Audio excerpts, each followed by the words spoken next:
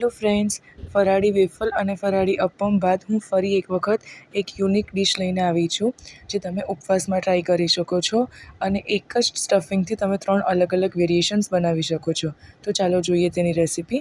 તેના માટે અહીંયા મેં છીણેલું કોબીજ, ગાજર, બીટરૂટ અને કેપ્સિકમ લીધું છે.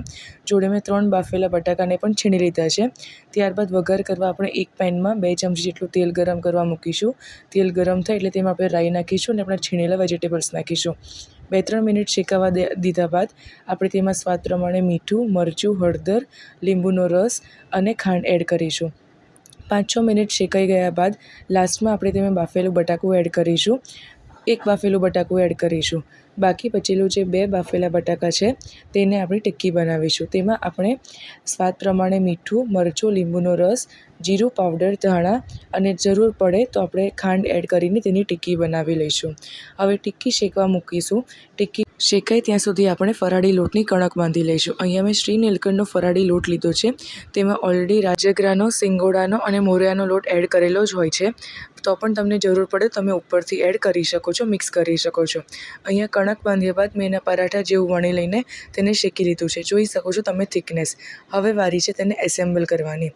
તો ફર્સ્ટ આપણે બનાવીશું ફરાળી ફ્રેન્કી. તેના માટે પરાઠા ઉપર આપણે હોમમેડ ગ્રીન ચટણી લગાવીને આપણે જે બટાકા અને સલાડનું સ્ટફિંગ લગાવ્યું હતું તે એડ કરી લઈશું અને તેને પ્રોપરલી ફોલ્ડ કરીને ફ્રેન્કીનો શેપ આપી લઈશું. ત્યારબાદ આપણે બનાવીશું ટાકોસ. ટાકોસ માટે આપણે એક જ સાઈડ ગ્રીન ચટણી લગાવીશું અને તે પણ અડધી સાઈડ.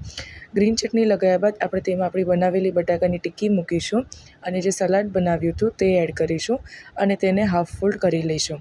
હવે થર્ડ આપણે બનાવીશું રેપ. રેપ માટે આપણે 1 સાઈડ કટ કરી લઈને 4 પાર્ટ્સમાં ડિવાઈડ થાય તે રીતે કરીશું. એક પાર્ટમાં આપણે ગ્રીન ચટણી લગાવીશું અને સેકન્ડ પાર્ટમાં આપણે જે બટાકાની ટિક્કી બનાવી હતી તે એડ કરીશું અને થર્ડ સાઈડમાં આપણે જે સ્ટફિંગ બનાવ્યું હતું વેજીટેબલ્સનું તે એડ કરીને એને પ્રોપરલી રેપનો શેપ આપી દઈશું. તો જોઈ શકો છો અહીંયા એક જ સ્ટફિંગમાંથી આપણે 3 વેરાયટીઝ રેડી થઈ ગઈ છે: ફ્રેન્કી, ટાકોસ અને રેપ. તો તૈયાર છે આપણા એવા ડિલિશિયસ અને હેલ્ધી ઉપવાસમાં ખાઈ શકાય તેવા ફરાળી ફ્રેન્કી, ફરાળી ટાકોસ ને ફરાળી રેપ. જો રેસીપી ગમી હોય તો લાઇક, શેર અને સબસ્ક્રાઈબ કરજો.